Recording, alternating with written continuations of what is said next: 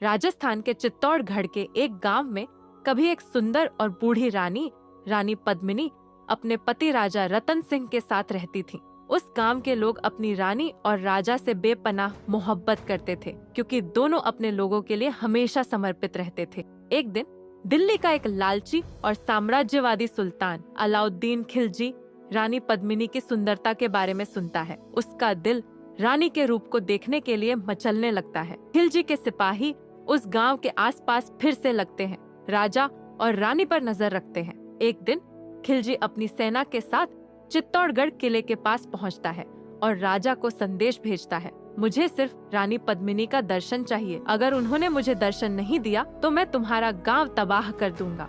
गांव के लोग और राजा इस संदेश से गुस्सा और परेशान हो गए। राजा रतन सिंह जानते थे कि खिलजी का मकसद सिर्फ दर्शन नहीं, बल्कि रानी को अपने कब्जे में लेना है। इसलिए उन्होंने खिलजी को दर्शन देने से इनकार कर दिया।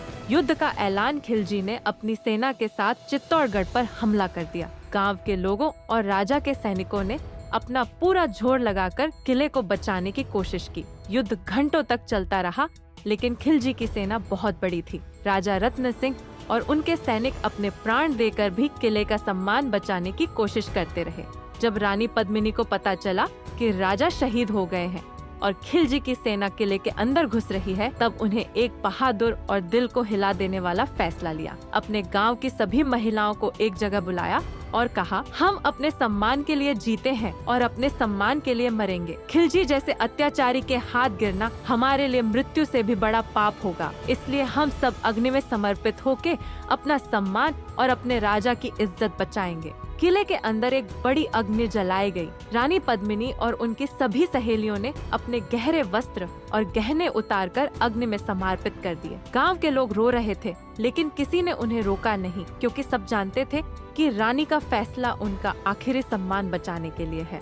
कहानी का प्रभाव। रानी पद्मिनी और उनके गांव के लोगों के त्याग की कहानी इतिहास में अमर हो गई है। आज भी चित्तौड़गढ़ का किला त्याग और बलिदान की मिसाल है। गांव के लोग रानी के नाम के गीत गुनगुनाते हैं और उनका नाम लेकर सम्मान के लिए जीने की प्रेरणा लेते हैं। ये कहानी दिखती है कि सम्मान और अपनी जमीन के लिए एक गांव, एक राजा और एक रानी अपनी जान तक देने को तैयार हो गए।